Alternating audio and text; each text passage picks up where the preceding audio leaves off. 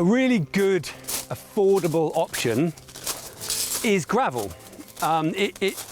You can cover a large area for not a lot of cost, but a lot of people get it wrong. How do they get it wrong? Well, I grew up in a house where the people before who built it had just put gravel on the ground. Yeah. Every year we had to order about 2 tons of gravel and shape and move it around because it just kept disappearing down into the ground as you walk. Yeah. So the key thing for gravel is your sub base. And what's the sub base made of? Again, is hardcore, is building rubble. Okay. But the key thing is that it's much more shaped like that. So when you pile it all together, it locks together and creates like a crust. That if you then have a geotextile membrane underneath it, like a fabric, a non-rotting fabric underneath it, man-made fabric underneath it, it doesn't go down. So then when you put the gravel on it, it covers it up and it can't push through that layer, so you're not constantly losing gravel into the ground. Yeah. And the second thing to get right is edging. So here we've just got mild stainless steel plate.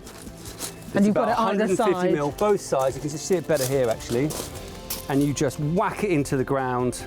We actually welded some sort of pegs to it, hammered it in, welded it together, and then then it takes about an hour to just do the whole finish right through here. And haven't re-gravelled this in 2 years.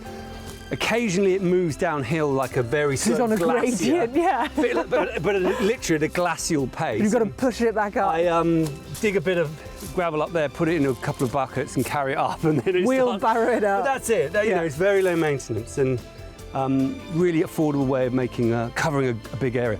What's great about it as well is it's free draining, which is really important for your drainage systems. Like you want as much free draining patio hard standings as you can. So block paving is free draining so that the water goes through the surface where it lands. Because the last thing we want to be doing is taking water into drains and then into the main drain system or the rainwater system or straight to streams. You want to take it back into the water table? Into the ground, because it stops flooding. Is it slow moving because it's travelling through the gravel? And does it actually go through, is the membrane permeable? Yes, it's all permeable. Yeah. Everything is permeable. This is a permeable finish, and then that gets really important around if you want to pave over your front drive, which a lot of people sort of want to for parking reasons. Yeah.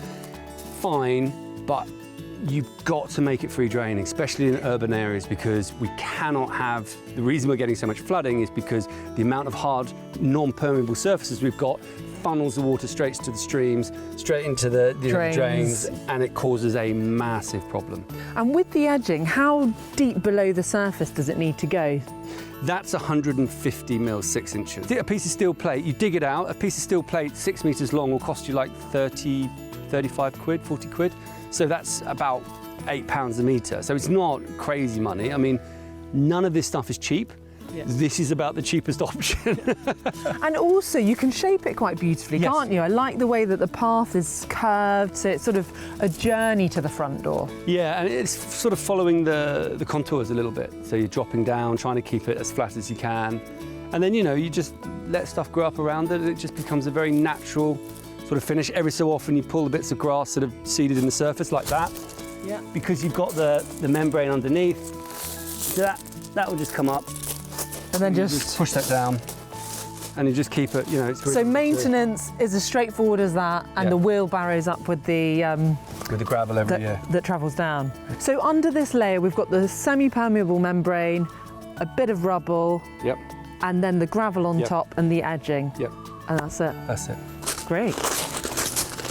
Part of the reason why we try to be so affordable on much of the paving is because when I did do paving, like traditional paving, I wanted to do it really nicely. So this was actually quite an expensive stone. It was about £60 a square metre, which was a lot. Yeah, compare that to the £9 a square metre of the concrete, yeah. But it's that thing, if you're going to do it, do less and do it really well. Yeah. So that's a really important lesson, I think. The reason I went for this stone is because it matches the grey that you get in the stone of the building. It's got a beautiful grey, but also this sort of lovely orange tones as well to match the corten steel. I think it's actually come off the corten. There is a little orange in it. It is, you're true, and some of it's come off, sort of slight staining.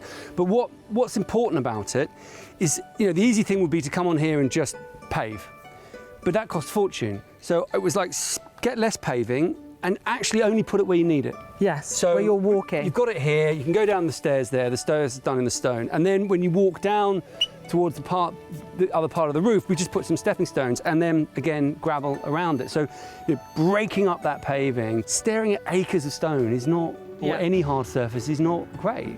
Yeah, because I've noticed here, Charlie, you don't really have sort of gaps between it, do you? So it's just sort of wicking off into the gravel. Yes. If you've got a pointed traditional finish, you can just rake that out, put in a bit of soil and put in some chamomile seed or alpines, and they don't need much water and they'll love it.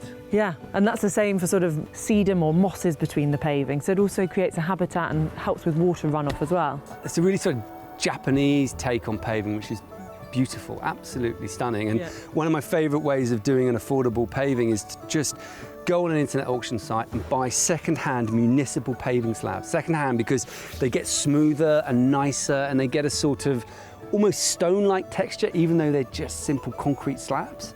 And then lay them with a good gap and plant around them, as you say, exactly as you say. And if you plant the right things, when you walk down them, you slightly bend the plants and break the plants, and you get the smells of like chamomile or whatever. You know, it's a wonderful sort of multi-sensual experience. It is. It's certainly not just the look, is it? As you said, it's the smells, it's the textures under feet, where it reflects. All, you know, there's so much going on. But I think the main sort of three things that you must think when you're doing paving, in my mind, are: don't just do acres of paving. You know, break it up or minimise it and make sure that it's free draining. So there's two sort of a visual and an environmental perspective to that one. Make sure your sub-base is absolutely right. Don't skimp on that, because if you get the foundation right, the top finish will last forever. If you get the foundation wrong, no matter how nice the stone is, over time it will shift and move and pop out all the point. It's a nightmare. So get that right and it will last. And the third thing, sort of picking up on that, is ducts. Put in ducts. Because it's like when you walk down the pavement in a city and you see that every utility company has cut a trench and it looks like a mess. It's a different bit of tarmac carving through. Mess. Yeah. It's because there's no ducts. Yes. And you're going to have to do the same thing. And no matter how carefully you lift a deck or a patio and put it back down, it never goes back down the same way. Put in ducts, and then you can always just thread stuff through really easily, and you can muck about and change lighting and change sound and watering and all that stuff. So think ahead, do those three things, and I think just be creative. See it as a really creative opportunity that doesn't have to cost a lot.